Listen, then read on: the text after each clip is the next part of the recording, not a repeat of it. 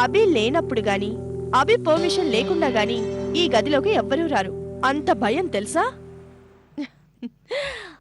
కానీ నాకు మాత్రం అలాంటి కండిషన్స్ ఏమీ లేవు. నేనెప్పుడైనా రావచ్చు, ఎప్పుడైనా వెళ్ళొచ్చు. అభి తర్వాత ఈ రూమ్లో ఎక్కువగా ఉండేది నేనే. ఈ విషయంలో అభి నాకు ఫుల్ ఫ్రీడమ్ ఇచ్చాడనుకో. ఎందుకివ్వడు? మా మధ్య స్నేహం ఇప్పటిదా ఏంటి, ఇంతప్పటి నుంచి ఉంది. కలిసి ఆడుకున్నాం, కలిసి చదువుకున్నాం. అబ్బో, మా మధ్య విడదీయలేని ఇంటిమసి ఉందనుకో. తను ప్రతిదీ నాతో చెప్పేవాడు. నేను ప్రతి అకేషన్ తనతో షేర్ చేసుకునేదాన్ని.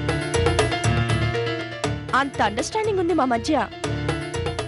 నేను లేకపోతే అభికి ఒక్కరోజు కూడా గడిచేది కాదు తెలుసా? ఇక ఈ రోజు నుంచి నీ కష్టం అక్కర్లేదు.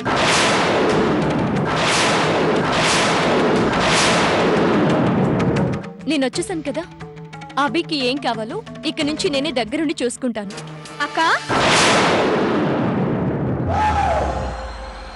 అక్కా, వావ్! అక్కా, ఇది బావగారి రూమా? అయ్యో బాబోయ్, సూపర్ కదా, చాలా బాగుంది కదా. వావ్,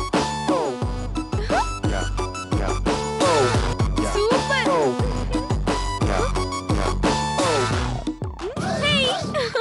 అక్క, అచ్చం బావలాగే రూమ్ కూడా చాలా నీట్ గా, చాలా అందంగా ఉందనుకో. సూపర్ అక్క. వావ్, సూపర్ అక్క. ఏ ఉందక్క పెయింటింగ్, అసలు బావ టేస్టే టేస్ట్ అక్క. ఇంత మంచి టేస్ట్ ఉంది కాబట్టి నిన్ను చేసుకున్నాడు.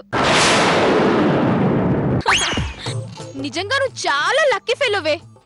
మహేష్ బాబు లాంటి మగుడు దొరికాడు. లాస్యా, చైర్ దిగు. ఎందుకు? అది అభి చైర్. వేరే వాళ్ళు కూర్చుంటే ఊరుకోడు, చాలా సీరియస్ అవుతాడు. ముందు దిగు. ఓ